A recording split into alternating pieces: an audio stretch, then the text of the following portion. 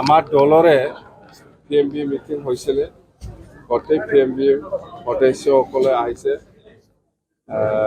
দুই এজন মেম্বাৰৰ বাদে গোটেই PMB সদস্যসকলে উপস্থিত আছে।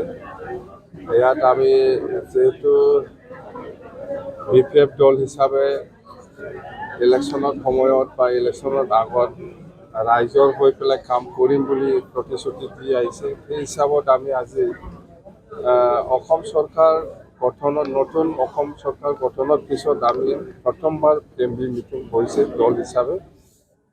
আৰু ইয়াত আমি এই আমাৰ যিটো BTC অঞ্চলত ছাত্ৰ ছাত্ৰীসকলৰ কাৰণে যিসকলে মেট্ৰিক পৰীক্ষা বা যিসকলে 12 পৰীক্ষা দিব ফাইনাল, ইহঁতক আমি এই গৰম দিনৰ ভিতৰত ছামাৰ কোচিং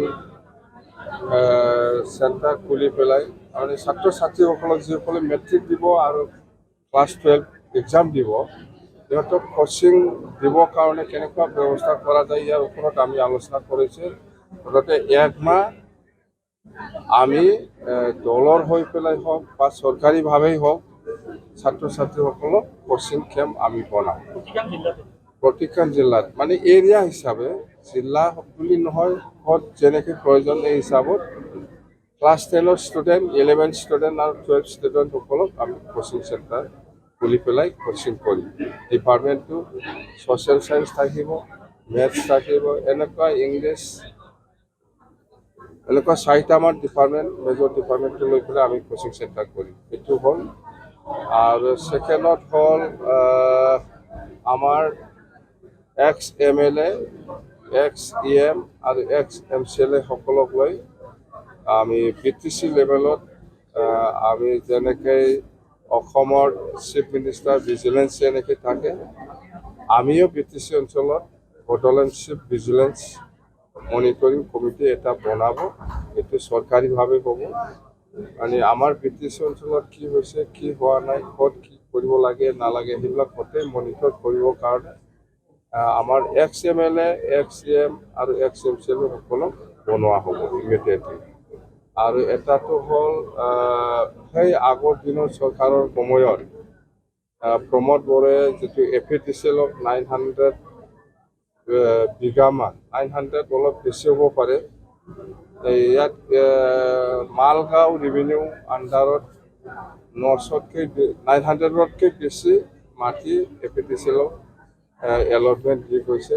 এতিয়া অসম চৰকাৰৰ পৰা এইটো ইমিডিয়েট হেণ্ড অভাৰ দিব লাগে বুলি আমাৰ তাত লেটাৰ আহিছে।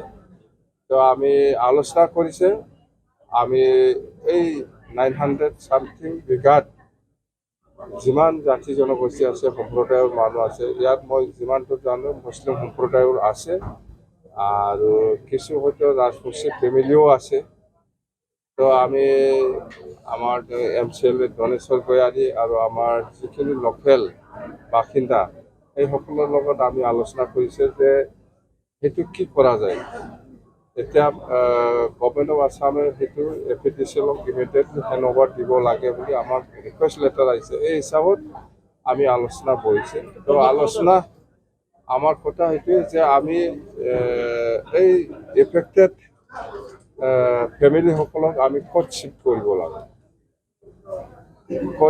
ক'তবা এটাতো জাগা দিব লাগিব, শ্বিফ্ট কৰিব লাগিব। যিহেতু সিহঁতে BTCৰে মানুহ, এই হিচাপত আমি BTC অঞ্চলতে আশে পাশে য'ত চৰকাৰী মাটি এনে পৰি আছে তাতে বহাম বুলি আমি অলৰেডি আলোচনা কৰিছোঁ।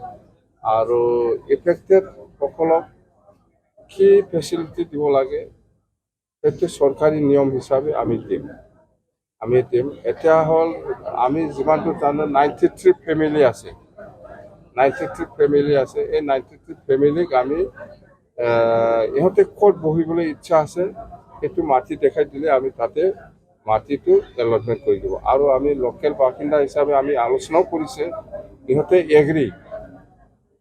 আমি কৈছোঁ যে আপোনালোকে জাগা চইচ কৰক ক'ত বহিব, সেই হিচাপত আমি মাটিটো এলটমেণ্ট দিব। এই হিচাপত ইহঁতে আমাক অতি সোনকালে ইহঁতে ক'ত বহিবলৈ ইচ্ছা আছে সেইটো আমাক জনাই দিব। আমাৰ BTC ইলেকশ্যনত আগত চাপৰ অঞ্চলত ধুবুৰী ডিষ্ট্ৰিক্ট চাপৰ অঞ্চলত আপোনালোকে ইলেকশ্যন হৈছে বুলি শুনিছে। ইয়াতে লাগালাগি আমাৰ BTC অঞ্চলত 900 কিমান পায়। তো আমি কৈছোঁ সেই সময়ত যে আমাৰ BTC অঞ্চলত ইলেকশ্যন কৰিব নালাগে। যদি দৰকাৰ হয় আমি এই ফেমিলিসকলৰ লগত আলোচনা কৰি এইটো আমি মাটি ক'ত বহাব, ইহঁতক ক'ত শ্বিফ্ট কৰিব, সেইটো ফাইনেল কৰাৰ পিছত ইহঁতক আমি ইয়াৰ পৰা তাতে শ্বিফ্ট হোৱাৰ পিছত এই মাটিটো আমি চমজাই দিম বুলি অসম চৰকাৰত আমি অলৰেডি জনাই দিছোঁ।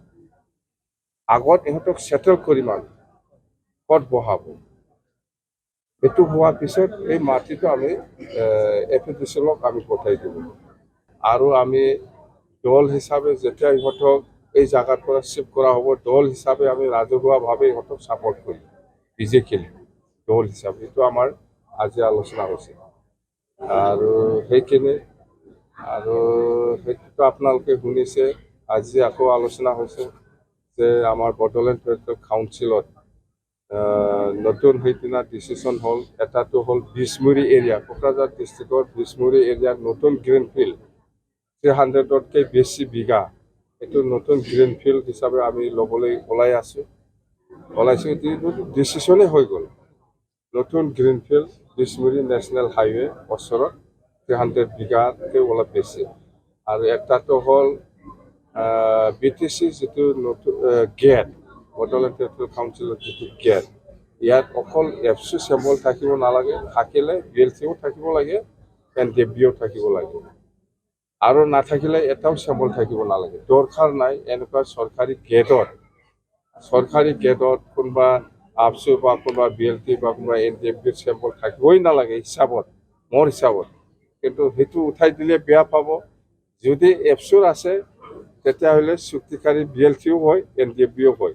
সেই হিচাপত এফচুও থাকক, BLCও থাকক, NDFBও থাকক। এইটো আজি আমাৰ PMBয়ে আমাক ছাপৰ্ট কৰিছে। মুছলপুৰৰ পাৰিষদ ৰাকেশ বৰ্মা ইতিমধ্যে তেওঁ দল ত্যাগ কৰিছে। এইবিলাক মানুহ মই চিনি নাপাওঁ। কোন BPO দুৱাৰ খোলা নাই নেকি তেওঁৰ? এইবিলাকো মই চিনি নাপাওঁ। কোন ৰাকেশ বেলেগ যোৱাকালি প্ৰমোদ বড়োৱে এটা অভিযোগ আনিছে যে নতুন চাকৰি দিয়া নাই।